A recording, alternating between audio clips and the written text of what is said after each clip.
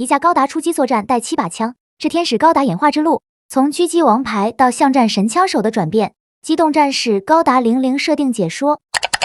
机体型号 GN006 炽天使高达是天人组织于 AD2312年投入使用的一款机动战士高达。该型机体是上一代机型力天使高达的后继机型，也就是延续了力天使高达的定位，让炽天使高达在作战能力上继续保持远程狙击这一大特色能力。所以炽天使高达跟力天使高达一样，在作战时也区分了常规和狙击两种作战模式。为此，在炽天使高达的头部内置了各型用于辅助远距离狙击的传感器等电子设备，同时为了尽可能降低 GN 粒子对电子设备的干扰，原来在机身锁骨位置的 GN 粒子控制天线挪到了头部左侧，以便在进行精确射击时更好控制 GN 粒子的流向，必要时还能将 GN 粒子的扩散停止，直接将 GN 粒子所带来的影响降到最低。还有就是在额头这个位置，跟力天使高达一样装备了辅助狙击用的观瞄设备，只要进入狙击模式，这个保护观瞄设备的盖子就会翻开，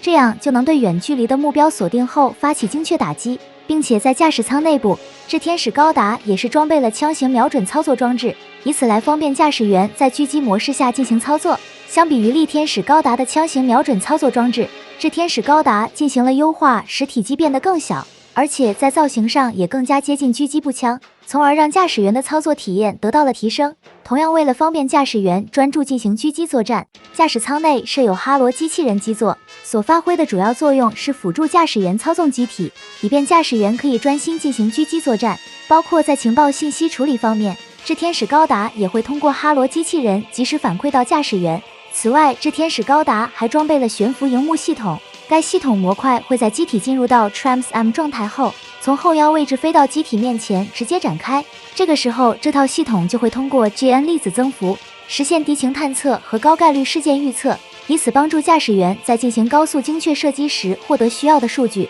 这样就能使炽天使高达的精确射击能力得到进一步突破。接着是武装方面，炽天使高达的攻击能力仍是以狙击为主，所以主武器是一把用于远距离射击的 GM 狙击步枪2，该枪的基本性能较力天使高达使用的狙击武器有所提高，其在 TRAMS-M 状态下的最大射程能够超越当时 MS 使用的各型远程武器，但是对 GN 粒子的消耗极大，在连续射击之后就需要补充 GN 粒子才能继续使用，而且该枪还可以折叠枪管切换成3连火神炮模式，以便炽天使高达在中近距离范围内与敌方战斗。如果要对敌展开接近战，在炽天使高达上还装备有2把 GN 光束手枪2，该枪的威力虽然不强，但射速很高，所输出的火力能在短时间内给予对方巨大压力，并且在枪管底下还带有抗光束的结构，可直接用来抵挡对方 GN 实体剑和 GN 光束剑的斩击。而这一点在之前尼尔迪兰迪驾驶力天使高达时，就有向整备师伊恩瓦斯提提出了改进建议，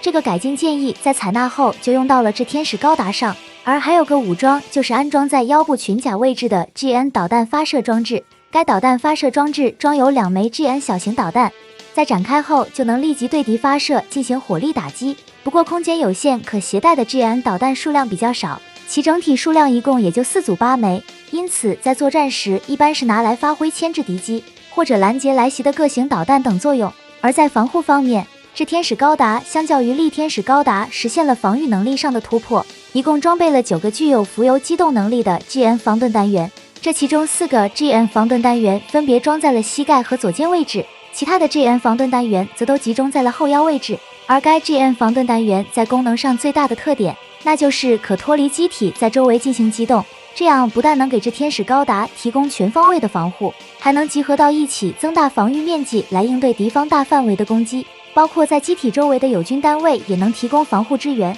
这对比起力天使高达携带的 GN 实体防盾，炽天使高达的 GN 防盾单元实现了质的变化，无论是防御范围还是灵活性都得到了大幅度提高。不过 GN 防盾单元也存在防护上限，也就是在连续防御对方的攻击后也会被击毁，所以当 GN 防盾单元消耗到一定数量时，炽天使高达就要及时返航重新补充后再次出击作战。而且更加重要的是， GN 防盾单元并不只有防御功能，其内部带有 GN 光束炮，可对敌发起攻击，凭借自身不停的变换攻击方位的特点，就能给予对手巨大压力，难以反制。而且 GN 防盾单元还有突袭模式，只要4个组合一起就能进一步提升攻击威力，并且有哈罗机器人的辅助操控加持，就能让驾驶员轻松应对数量众多的敌人进行作战。由此可以说，这天使高达在有了 GN 防盾单元后，整体作战能力较力天使高达实现了突破。而除了武装上的改进之外，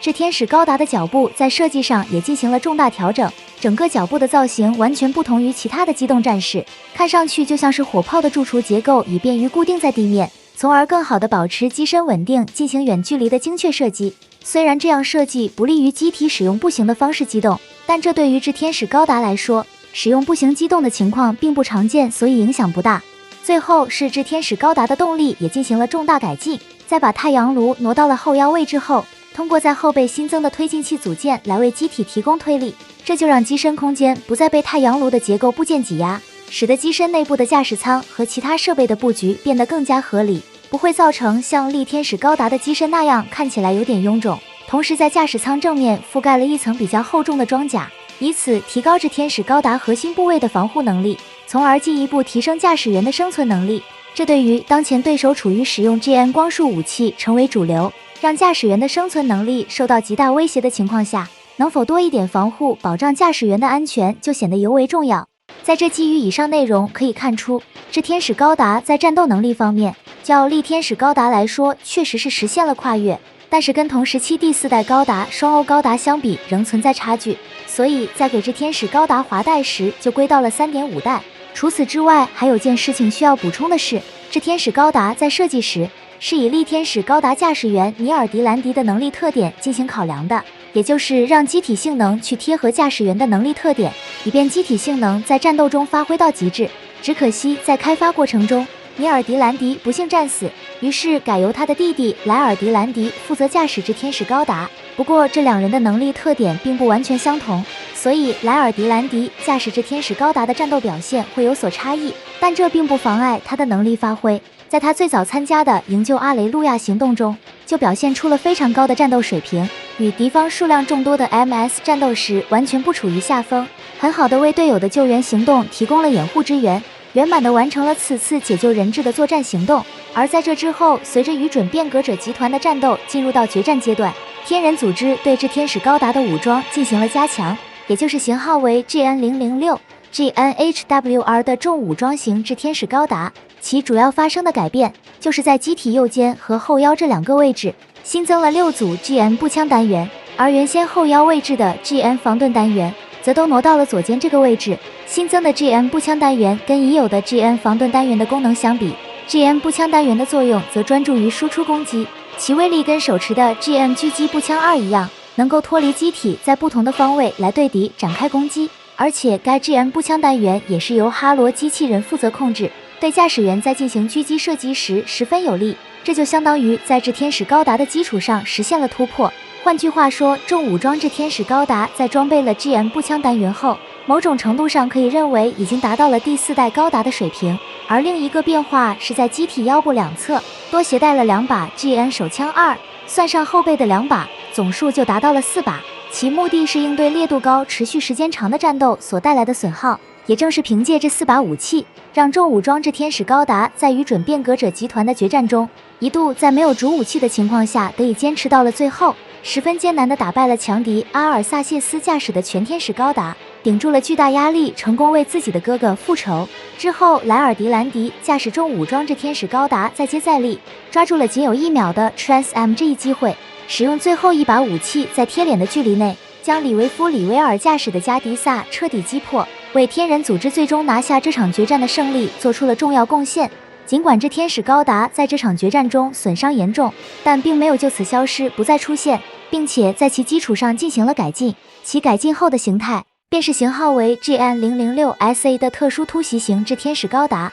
该型机体所发生的变化，首先是在动力上从太阳炉更换成了 GN 粒子储罐，其续航能力较之前的机型有所下降，这对于机体在应对高烈度战斗方面会有所不利。而机体的第二个变化，那就是机体为了适应在狭窄空间内作战，所使用的武器又一次进行了重大调整。除了原来的2把 GN 光束手枪2继续保留之外，去掉了不利于在狭窄环境中使用的 GN 防盾单元，而原先在右肩位置的主武器，由原来的 GN 光束狙击步枪2变成了 GN 突击卡宾枪。该枪是在 GN 狙击步枪2的基础上更换短枪管后的版本，主要改进是增强了中近距离的火力输出，比较适合用于在狭窄环境中作战。虽然远距离的精确射击能力有所弱化，但必要时仍然可以拿来发挥对敌进行远距离狙击的作用，并且该枪还采用了弹匣功能的方式，以此避免 GN 粒子使用过度影响到机体的运作。接着是在机体膝盖位置各携带了一把 GN 冲锋枪，这2把武器也是适用于中近距离攻击用的利器。当双手同时持有发起攻击时，就能在狭窄环境中给予敌方非常强大的火力压制，因而可以作为 GN 卡宾枪的补充，然后根据战斗需要选择使用。剩下的武器是在腰部两侧位置的枪套内各内置了一把 GN 光束手枪，该枪是力天使高达使用的装备，其特点是威力不强，但射速很快，也是比较适合用于在狭窄环境中进行近距离范围内的战斗。到此可以发现，在特殊突袭型之天使高达上就一共装备了7把枪，其背后的原因是伊恩瓦斯提的弟子雪林海德在开发时有意参照了能天使高达的7件配置，给之天使高达也弄了一个7枪的改进版本，以此来满足该型机体在狭窄地形环境里作战的需求。因此他在开发时也相应赋予了7枪的开发代号。而除了这7把武器之外，在机体的后腰位置还有一座导弹集装箱，其内部安装的是短粗型的 GN 导弹，通过弹出的方式向目标投射攻击。算上前腰的4组导弹发射装置，可发起密集攻击来扩大打击范围。然后在防护方面，在机体的左肩位置还携带了一个 GN 小型实体盾，该盾牌为了尽可能提升防护能力，自带有 GN 立场，能在短时间内增强防御能力，并且在盾牌中间还内置了探测器，可在复杂环境当中用来发挥锁敌作用。而剩余有改动的地方，头部额头位置的观瞄传感器也发生了更改，由远程精确射击辅助转向支援中近距离作战，同时在左胸位置新增了一个传感器观瞄镜头，以此来进一步提升机体的态势感知能力。至此，这天使高达在经过这些改进了以后，很快就被拿去用于摧毁地球联邦的一座基地。当时来自地球联邦的精英驾驶员艾米辛巴尔在被调到这个基地后，就遭遇到了特殊突袭型之天使高达，但他驾驶的进阶型厄运士在性能上无法与其正面对抗，所以他计划埋伏在基地之外，